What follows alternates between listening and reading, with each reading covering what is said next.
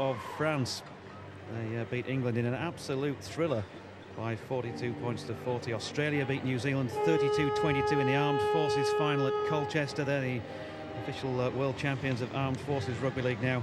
And then 2 wins for the Aussies preceding this game today. The Police, as you've seen, Australia beating Fiji 18-16 in another really taut, tense encounter, and then some tremendous skills on show for the women's final, where Australia emerged as 22-12 victors against the Kiwis, the holders. So 2 holders already beaten today. Australia hold the current Student Rugby League World Cup. England have never won it, but they lead by 10 points to 0 as we get the second half underway then with skipper Mark Wilson. And it'll be interesting to see, Hendo, if as play wears on, if England is still in front, if maybe a few nerves creep into things for this England side, because of course the magnitude of this can't really be underestimated, or overestimated I should say, can it? No, it's a World Cup final at the end of the day, you know, and no matter what level it's played at, it's a huge game, it's a huge occasion for those that are playing, and England will be aware that this is a great opportunity for them to write some history and be the first side to win a World Cup. So for these sort of players, it could be a special group of players here today to win their first Student World Cup for England. But again, they've got a long way to do it. I mean, so far they've been the better of the 2 sides, and hopefully for England's point of view, they can perform possibly a little bit better than they did in the first half and come away with victory. But Matt Holmes, here he goes, charging forward. Geez, I'll tell you what, he's worked hard today for Australia, the prop forward. And England defending again, as they were for much of that final 10-15 minutes of the first half. The tackle was by Williamson there on Nathan Lowry, one of the Aussie interchanges, and now it's with Gavin. He's got the short ball away to Wonka, who's trying to spin in the tackle, get away from a couple of men, but can't do so. 10 metres out to Australia. We've seen him in his position at the other end of the field so often towards the end of the first half there. Gavin to Bruce, but he can't find a way through. He's got the offload there to Lowry once again. Nathan Lowry towards the posts. They're in trouble on this right side. Spacing's not good here for England. Big chance here for Australia. Gavin, the ball is there to number 12 for Christian Wonka, and Wonka is across the line for Australia for their first try of the game, his 3rd of the tournament, and it's England 10, Australia 4. Yeah, great try there from Australia. I think it was a standoff.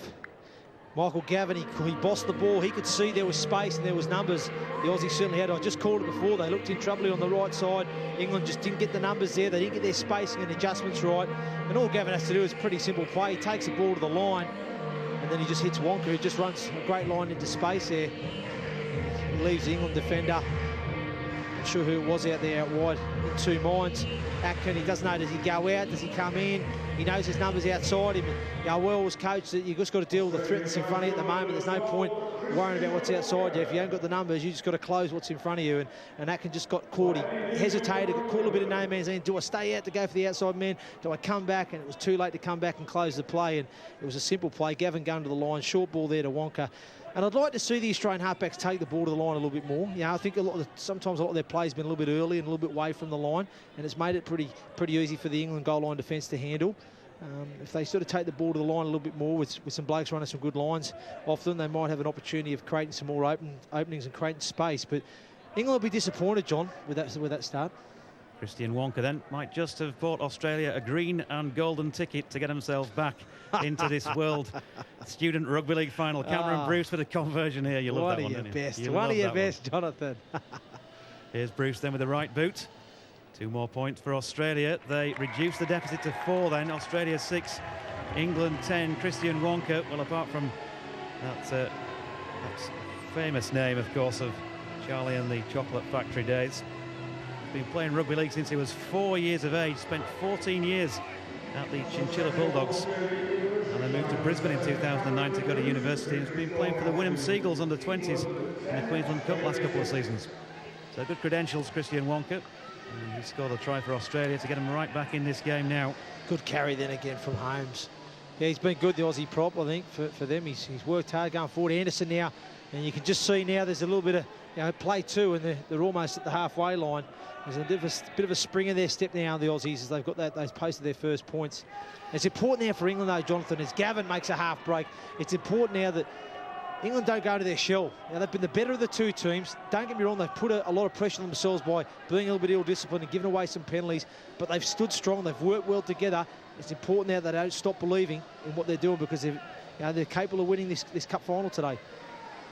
So it's Gavin for Australia, narrowly behind in this one. The ball is to Bruce once again. Last tackle, said referee Jamie Bloom, is hung one up here. Play on. It's causing problems at the back. Try. A second Australian try then goes the way of Gary Warburton. He's going to check with the touch judges, but he's going to award the try, Jamie Bloom, and Warburton hits back once again for Australia. Levels you Devils.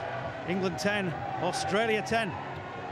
Yeah, great stuff there. It all started from Big Matt Holmes, the prop forward off the kickoff.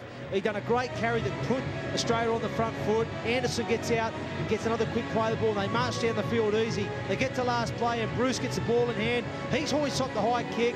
And again, you put it up high and you've got good kick chase team, which Australia had there. Gavin, the winger, going up and competing for the football against Rossi. He out-jumps him, knocks the ball back, and Warburton backing up on the inside there on the kick chase team, finishes the play off. Great work. Gavin gets up there, gets over the top of Rossi, pats it down. Warburton collects and finishes a good try for Australia. But again, for me, it all started from that first carry from Holmes, the big prop.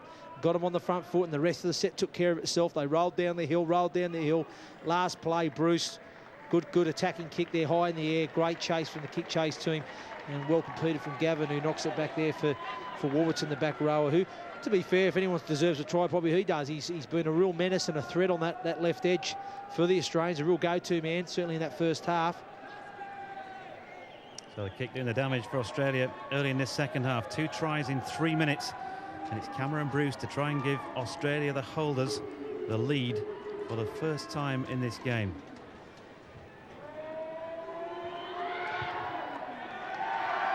And he makes no mistake. Australia hit the front then. First time they lead by 12 points to 10. And all of a sudden, for the first time in this game, England find themselves behind on the scoreboard. And this is going to be a big challenge for them now. They've been at a very, very good first half. And they've come out and they've just been hit with a whirlwind. So the Aussies then. 2 points that are good with Holmes once again with that first carry back towards the British defence. What have they got left in those legs? It was a tough semi-final, of course, on Friday night. Alluded to that one earlier. 18 points to 17. England had to beat New Zealand in golden point extra time to be here today in the final. Australia, well, they breezed through 42 points to 10 against Wales at Dewsbury on Friday night, and they're in possession. It's with Lowry.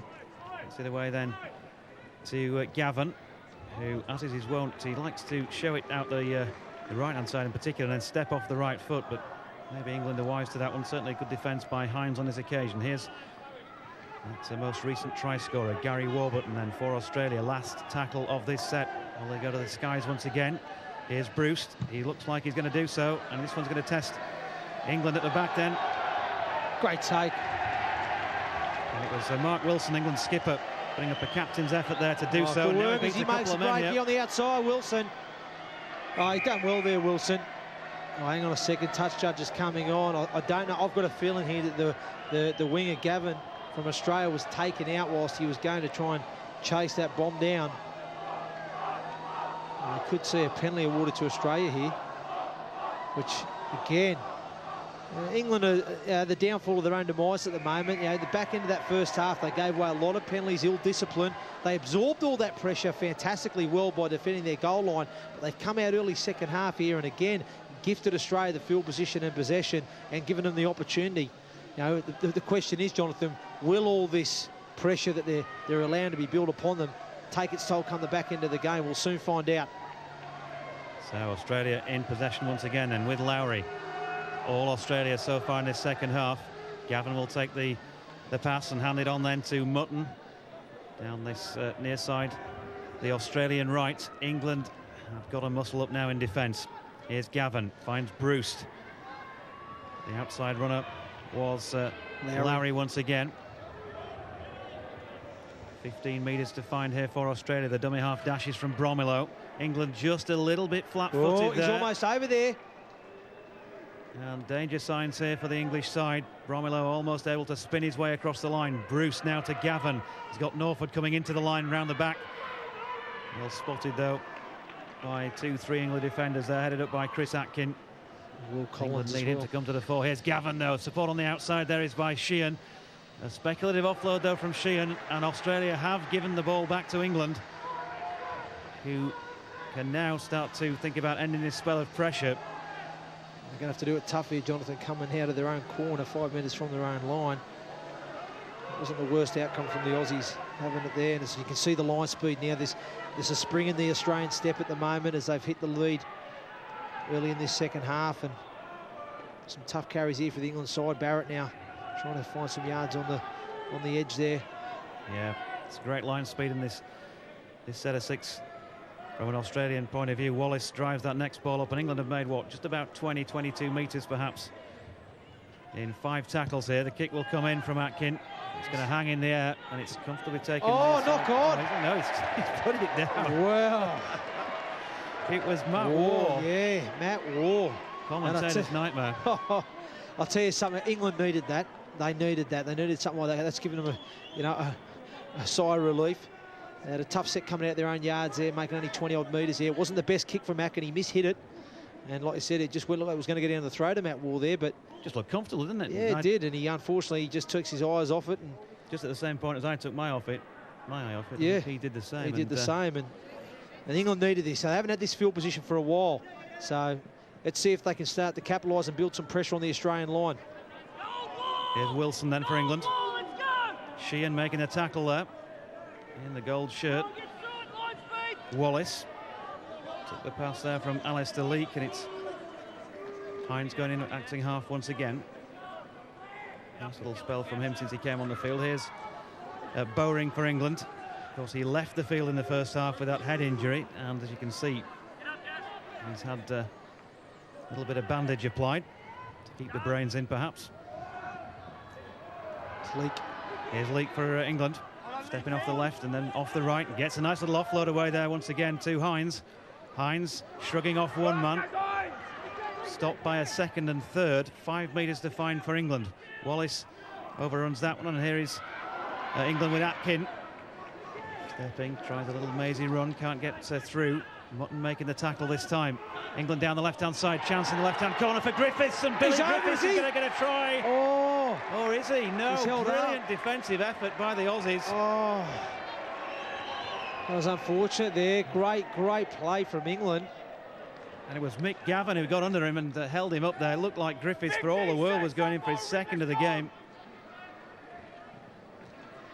And Australia come away with a football, and that could be so vital in around about half an hour's time. It was a great play. It was a last play option too. The ball went out to Wilson. He bossed it out there. You could see there was an opportunity, and Matt Waugh, the Australian winger, came in, got caught no man's land there, and he left his winger unmarked and gave a great opportunity for Griffiths to fall in, but great cover defence from the inside there, and the Australians managed to hold him up and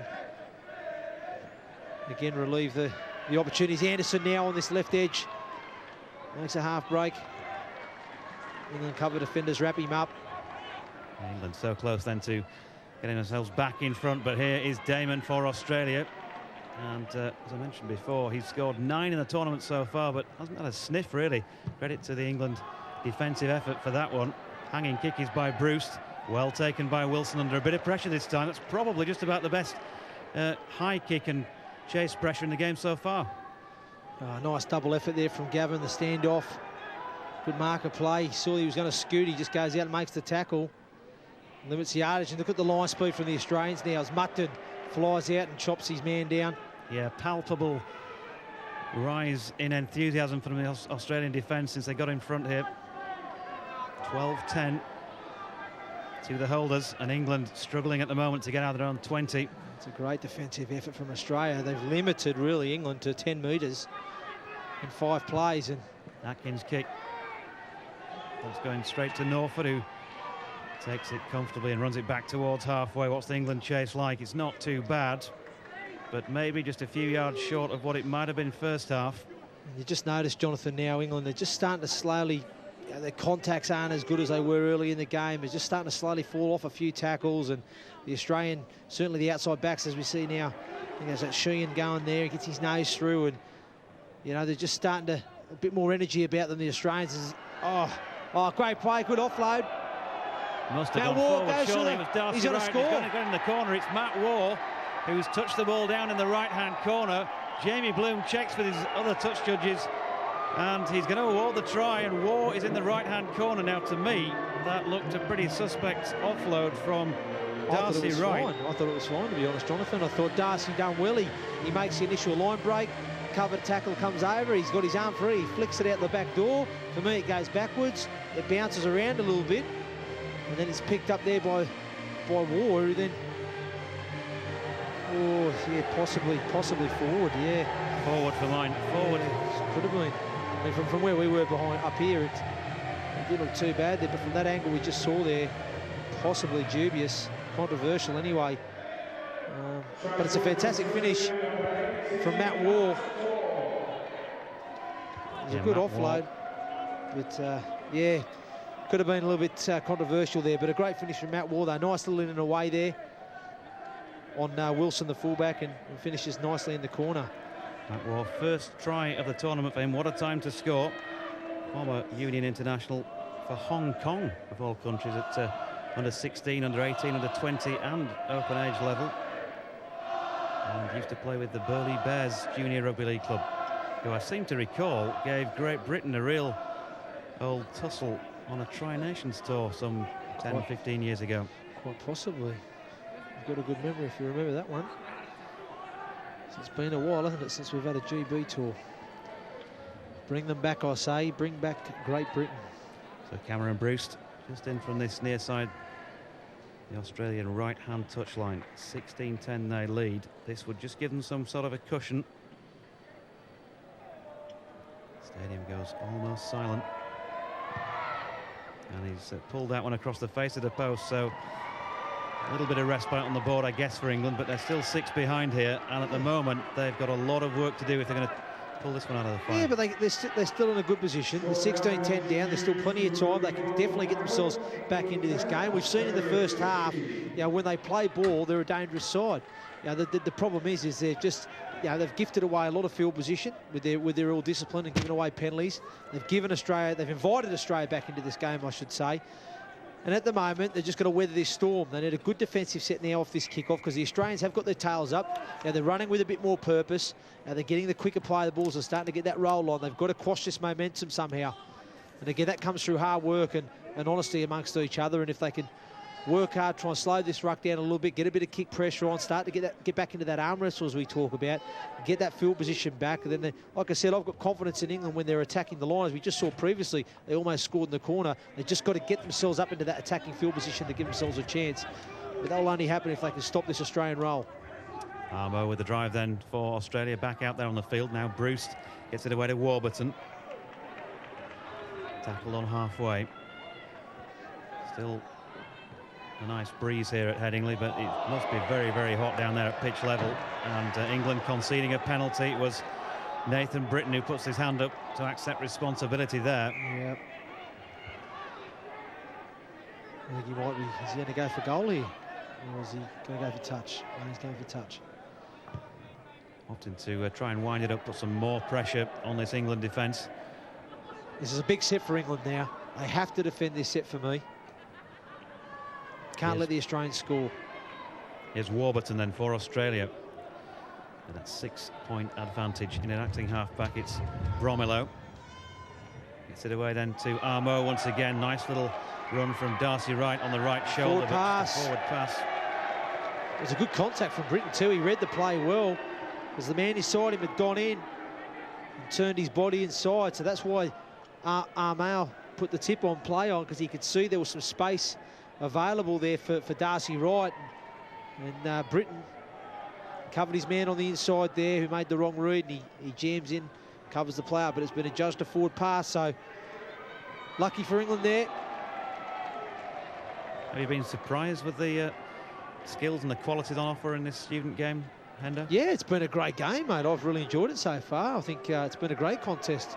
The scoreboard obviously shows it's a close game, but we've seen some great skill. We've seen some fantastic, work in defence as well. Good contacts and line speed, and kicking games have been good. And yeah, it's been a great game. Some great young players and talent out on show today from both countries. England are trying to get themselves firmly back into this contest. 40-20, is it? By Atkin. It's a good kick by Atkin, waiting for Is it a 40-20? He kicked from inside the 40 there. This could be a massive play for England if it is. It is. That's what they needed. Now, this is really important there for England from their point of view. They don't have to score off this set.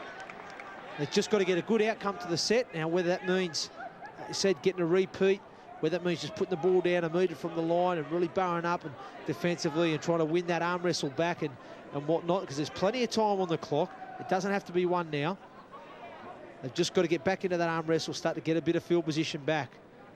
They've got a great opportunity now, have England. It was a great kick there again from young Atkin. He's been instrumental to a lot of the good play today for England. He feeds the scrum, and the ball then finds its way to Will Collins. Up at left centre on the team sheet for England today. Hines at acting half, gets it away too small. Those powerful thighs driving in, taking those two Aussies back a couple of yards before they bring into ground 10 from the Aussie line. Chances now for England. Good tackle, Australia there. Certainly a message of intent from the Australian defence. Warburton underneath there, picks up Barrett and drives him back into the ground. Now it's with Leake. Gets it away. Well read, Gavin. That's great. Great defence, Australia again. Getting off their line hard there, shuts the play down. Good defensive read from Gavin, the standoff. Leake once more. Just overrun there by Will Collins, so has to go back and straighten up play. And here's Atkins, gets it away then to Sam Bowring. A little flick out the side door, found its way to Britain. England with a chance here. Over! Chris Atkin with the right Has he dropped it or has he step. scored it? I think he might have dropped this over the line. Chris Atkin it was. He looked outside to his right. He stepped off the right foot. And how he would deserve a try if he got one for England, but it's been ruled out. Yeah, I thought he'd lost it from here. Good play, Atkin. He goes, takes it. Yeah, he loses the football. He's going to back a scrum down Takes here. Takes a line on. He shows the dummy. Atkin set things up, of course, with a 40-20, and how appropriate that would have been if it had got across for an England score to bring him right back into it in a kickable position. Well, he'd done the hard work. He showed, he bumped the man off in front of him. And just as he was going over, the Australian defender managed to just do enough to knock his arm to lose the football as he was going to put the ball down. So, unlucky there for England. And we're bang on 3/4 of the way through this one then. You see Wallace, the prop, going off there, Jonathan. That's going to be a bit of a loss there for England. He's provided some good go forward for them today. Sam Williamson now coming in, entering the fray again. Wallace doesn't look too good there. I think he's clutching at something. Yet, of course, England led 10-0 at half-time. Tries from Billy Griffiths and Alistair Leake in that first half. One goal by Chris Atkin, who's in possession now for England once again. Atkin gets it away to Collins. And England have straightened up play towards those Aussie posts again, pressing for a try that would bring them back into this one, having held that advantage. It's Leake stepping and dancing and trying to find his way through. 2-3 Australian defenders headed up there by Darcy Wright to envelop him just short of the line. Williamson comes on the crash ball, but in the end, a little scoop from dummy half to Hines, because Australia were on him so quickly as he picked that up at acting halfback. Here's Atkin once again. Little dink through from Atkin. This one's going to hold up, and Norfolk's going to have to play at this one at the back. But in the end, he did enough to usher the ball dead without getting a hand to it himself, and Australia relieved with a 20-minute tap restart. It wasn't the right play from Atkin on that occasion, and to be fair, he needed more numbers out on his side. If the ball was coming out to him, he needed some more shape. You know, all the attacking players were on the right-hand side there. There was only Atkin. He only had the centre and the winger outside, so he had no real attacking options outside. And the Australians had it covered defensively, and he's obviously panicked there and thought, oh, I better put a kick in. It was early in the tackle count. He should have just took the tackle, and they should have just built towards the back end of the set. And that's what I talk about, getting to the end of sets and getting a good quality outcome. And on that occasion, you know, just lack a little bit of lack of composure there, which you need in big games if you're going to win them. Shannon Norfolk then for the Aussies, leading 16-10 after a whirlwind start to the second half in particular. 2 tries in the first 5 minutes from Christian Wonka and Gary Warburton, both goal by Cameron Bruce. Anderson still going. He's been strong on the left for Australia today. Anderson proved a real handful out there at times. Bromwell at acting halfback, then to Bruce. He was going to hang another one up here. And this is a tester right on the England line. Great take. Beautiful take from Billy Griffiths. There's a judge to have taken it in the field of play, says referee Jamie Bloom. So that will mean it's a goal line dropout. And that's a fantastic outcome to an end to set there for Australia. Great kick from Bruce. A second England dropout. And he's adjudged to have, for the viewers at home there, when you catch the ball in the in goal on the full, it's generally a 20-metre restart. But if you've jumped from a foot from within the field of play and then take it whilst you're in air over the line, it is classed as being a line dropout. Here's Al Mawla for Australia. Bounces off one man and makes a further 5-6 metres, lifting his side once again. Here's Bruce to Gavin. Support on the outside was by Mutton, but Gavin takes the tackle. No histrionics here from the Aussies, I'm sure. It's Bruce once more. Amo overruns the would-be pass, and in the end it's Gary Warburton who takes it and heads towards the posts, as he's been doing so often in the game so far. The dash from Bromilo for acting half. There's a chance here for Australia, and yeah, Casey Bromilo spins and turns and puts Australia in the clear here. It's the fourth Australian try of the second half, and Casey Bromilo, who came off the bench to score his third try in the tournament so far, makes it Australia 20, England 10. Yeah, he's certainly been lively as Bromilo coming out of acting halfback, and this is where, you know, nippy hookers like Bromilo start to get the opportunities. When your team's on the front foot and they're going forward and they're getting you those quick play the balls, as a 9, you can start to get out and exploit the space in and around that ruck area, as we see there. He gets out. The England's defensive line isn't getting off the line as well as it should do. They stop, they start, and a great bit of strength too. He throws off one or two.